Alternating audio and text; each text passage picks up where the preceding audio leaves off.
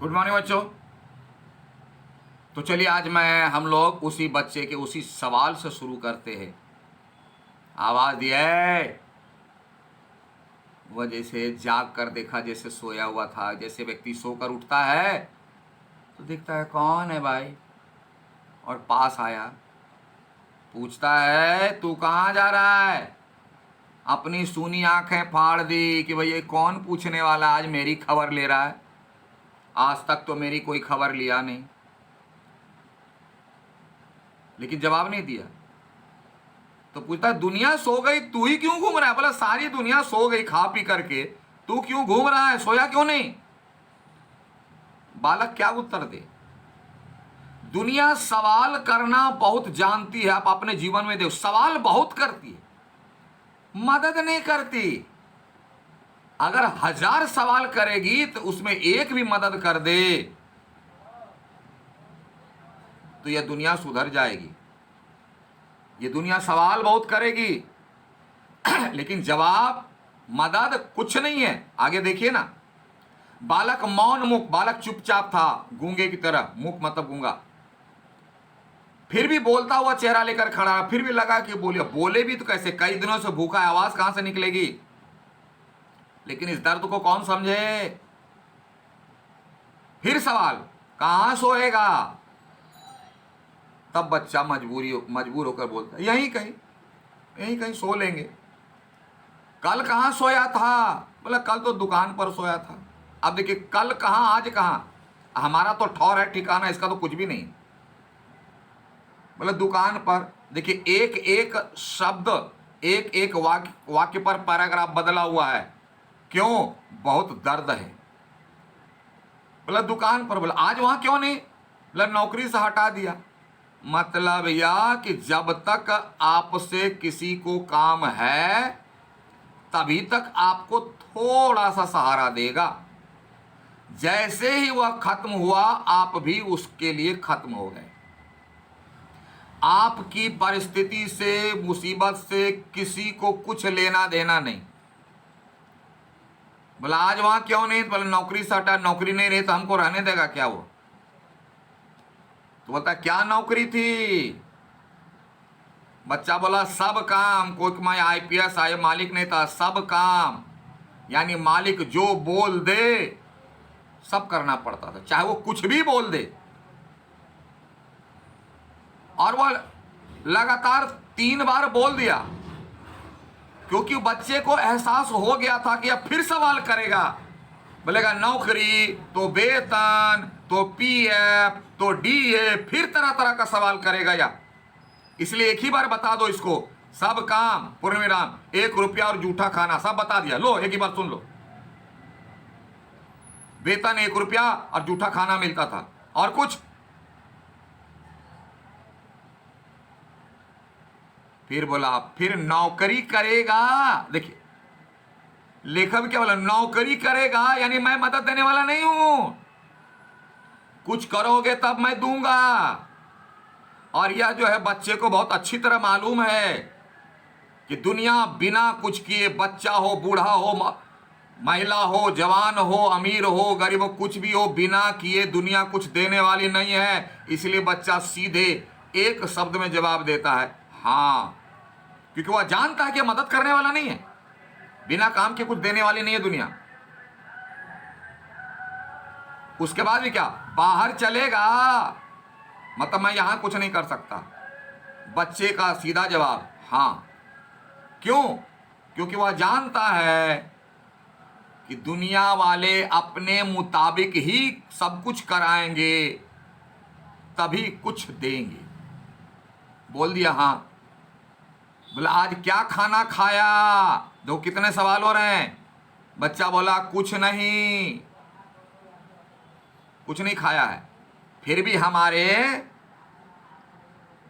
ऐसे मित्रों का दिल नहीं पसीजा, अपने होटल में रुका हुआ है। या नहीं हुआ कि कुछ उसके खाने की वजह। बोला कुछ नहीं। तो फिर जरा सा पूछता है अब खाना मिलेगा। रात के 1 बज गए, होटल में खाना मिलेगा यानी तुमको खाना मिल सकता। बच्चा बोला नहीं मिलेगा। कितना। शॉर्ट जवाब। बोला यूं ही सो जाएगा? बोला तो बिना खाए सो जाएगा। हाँ। क्यों? उसकी परवाह करने वाला कौन है? तो फिर बोलता है कहां? बोला यहीं कहीं। बोला मेरा क्या, कहीं सो लेंगे इन्हीं कपड़ों में। अब देखो ये प्रश्न पूछने वाले भी किस कैटेगरीज के मूर्ख हैं पता नहीं। इन्हीं कपड़ों में, बोला ऐसे ही कपड़े में सोओगे? यानी इनको लगा था अब ये जो है उसको क्या बोलते हैं, नाइट गाउन अलग से मिलेगा इस बच्चे को। अरे देख करके स्थिति आपको कुछ समझ में नहीं आती। देखिए कथाकार कैसी मानसिकता का परिचय दे रहे हैं। बालक फिर आंखों से बोलकर मुंह खड़ा रहा, आंखों से बोल दिया। बोला कैसा मूर्ख है, अरे एक कपड़ा है तो इसको नहीं सोएंगे तो क्या? अब सोने के लिए अलग, बाजार जाने के लिए अलग, टहलने के लिए अलग, ऐसा भी होता है क्या? लेकिन ये लोग तो अपने महान व्यक्ति हैं। सोने के लिए अलग कपड़े, रूम में रहने के लिए अलग कपड़े, मॉर्निंग वॉक के लिए अलग कपड़े, पार्टी के अलग कपड़े, बाजार के, इतने सारे कपड़े नहीं देख रहा है कि इसके बेचारे के पास एक कपड़ा कमीज लटकाए हुए है और इससे पूछा जा रहा है कि इन्हीं कपड़े में सोओगे? आपको देखकर भी परिस्थितियां समझ में नहीं आती। ऐसे हैं शिक्षित समाज के हमारे लोग।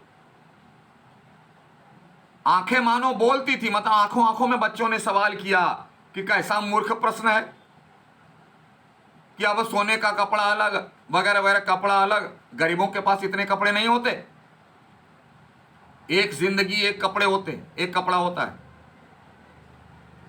फिर सवाल किया माँ बाप हैं? बोला हाँ। फिर बोला कहाँ? बोला 15 कोस दूर गांव में। ये लोग सोच, ओ हो तू भाग आया, जले पर नमक छिड़कना। बोला तुम भाग के आया है, माँ बाप गांव में है तो बच्चा क्या जवाब देता है देखिए। बोला हाँ। क्यों भाग आया नहीं पूछेगा। बोला क्यों? अब ध्यान से सुनो बच्चे का जवाब और देखना लास्ट क्या होता है। मेरे कई छोटे भाई बहन हैं, सो भाग आया। वहां काम नहीं, रोटी नहीं, मैंने परिवार इतना बड़ा है कि मम्मी पापा परिवार नहीं चला पा रहे हैं, गांव में काम नहीं है, चला आया। अब देखिए बच्चे का दर्द। बाप भूखा रहता था, काम ही नहीं है, खाना नहीं मिलता है पिता को, और भूखे में उनका दिमाग चिड़चिड़ा हो गया तो मारता था। मां भूखी रहती थी और रोती थी, काम है ही नहीं, काम रहे तब तो, सो भाग आया। एक साथी और था, पूरा डिटेल बता दिया बच्चा, क्योंकि वह जानता है इस 10 साल के बच्चे को दुनिया की इतनी समझ हो गई कि ये लोग सवाल बहुत करेंगे, इसीलिए वह अपने हिसाब से कई सवालों का जवाब एक ही साथ दे दिया। सो भाग आया। एक साथी और था, उसी गांव का, मुझसे बड़ा था, दोनों साथ यहां आए, वह अब नहीं है। इतने पर भी लेखक के मित्र को संतोष नहीं हुआ, तो बोलता है कहां गया वह मित्र तुम्हारा? सीधा जवाब, मर गया। मर गया। मर गया? बोला हाँ साहब ने मारा, मर गया। अब ध्यान दो, साहब ने मारा। ये हमारे समाज के तो साहब लोग हैं ना, बात अठन्नी की। ये अपने आप को साहब का तमगा लेके घूमते हैं, लेकिन इनका स्वभाव और चरित्र देखेंगे ना तो सबसे घिनौना है। बात अठन्नी की देख लीजिएगा, पढ़ चुके हम लोग। ये साहब मर गया, साहब मारा बच्चे को, शर्म नहीं आती अपने आप को साहब कहते हुए? मर गया। इतना मारा कि बच्चा मर गया और अपने आप को साहब बोलते हैं, समाज का रहनुमा। अब इसके बाद बोलने की जरूरत महसूस नहीं करते। अच्छा हमारे साथ चल, ध्यान देना, हमारे साथ चल। बच्चे को कुछ उम्मीद जगी कि शायद रोटी का 2 टुकड़ा मिल जाएगा। वह साथ चल दिया क्योंकि जानता है ना गुलामी है। लौट कर हम वकील दोस्तों के होटल में पहुंचे। जो वकील साहब थे उनके यहां पहुंचा। वकील साहब आवाज दी। वकील लोग होटल के ऊपर के कमरों से उतर कर आए। कश्मीरी 2 साला लपेटे थे। बच्चे की हालत फटे हाल, खाना कई दिन से नहीं। और इधर देखिए वकील साहब को, कश्मीरी 2 साला लपेटे थे एकदम, मोजे चढ़े, ठंड ना मार दे, पैरों में चप्पल थी, स्वर में हल्की सी झुंझलाहट। क्यों? बेकार आराम से रजाई में सोए हुए थे ठंड में। ये चिल्ला करके उठा दिया, हमको बुला लिया ठंड में। बच्चे की हालत और वकील साहब की हालत देखिएगा। कुछ लापरवाही थी, आलस। फिर आप कहिए, बोला फिर आ गए, कहिए क्या बात है। मित्र राइटर बोले कि वकील साहब आपको नौकर की जरूरत थी ना, देखिए यह लड़का है, इसे आप नौकर रख लीजिए। बोला कहां से ले आए? बोला इसे आप जानते हैं, कोई विटनेस है, गवाही है, आधार कार्ड है, फोटो आईडी है, कैसे नौकर रख लेंगे इसको? कहां से ला? ऐसे आप जानते हैं? ध्यान देना लेखक का जवाब, जानता हूं यह बेईमान नहीं हो सकता। इसका परिचय यही है कि यह बेईमान नहीं हो सकता, मैं जानता हूं। लेखक ने इतने दावे से क्यों कहा कि बेईमान नहीं है हो सकता? इसलिए कहा कि अगर यह बच्चा बेईमान होता तो इस परिस्थिति में नहीं होता। वह कोई गलत रास्ता अख्तियार कर सकता था, कर लेता, जैसे आज के होशियार बच्चे करते हैं। ड्रग्स के शिकार तो चोरी तो बेईमानी कर करके मजबूरी में अपनी जिंदगी जी लेता। लेकिन यह बच्चा ईमानदार है, बेईमान किसी कीमत पर नहीं हो सकता। इसका आधार लेखक को यह मिला कि इतनी मजबूरी में रहने वाला बच्चा बेईमान नहीं हो सकता, क्योंकि अगर ये बेईमान होता तो अपनी जिंदगी को इस हाल में नहीं रखता। वह कहीं चोरी करता, पॉकेटमारी करता, कोई गलत रास्ता अख्तियार करता और अपनी जिंदगी अच्छे से जीता, जैसा आम बच्चा, आम व्यक्ति करता है। यही इसकी जो है ईमानदारी का सबसे बड़ा प्रमाण है। लेकिन हमारे जरा शिक्षित समाज के वकील साहब को देखिए, वो बोलते हैं अजी ये पहाड़ी बड़े शैतान होते हैं, महान तो हम जैसे वकील होते हैं। तुरंत किसी को, एक 10 साल के मजबूर बच्चे को शैतान कह देना आज के शिक्षित समाज की सोच बताती है। बच्चे बच्चे में गुल छिपे रहते हैं और आज के वकील साहब एक नंबर के धोखेबाज, बेईमान, झूठ को सच, सच को झूठ बनाने वाले। उसे कौन सी संज्ञा दी जाए जो ऐसी परिस्थिति, मजबूरी में पड़े बच्चों के बारे में ऐसी धारणा रखते हैं। आप भी क्या अजीब हैं, उठा लाए कहीं से, लो जी या नौकर लो, कूड़े करकट से उठा लाए बच्चे को और बोलते हैं नौकर बना लो।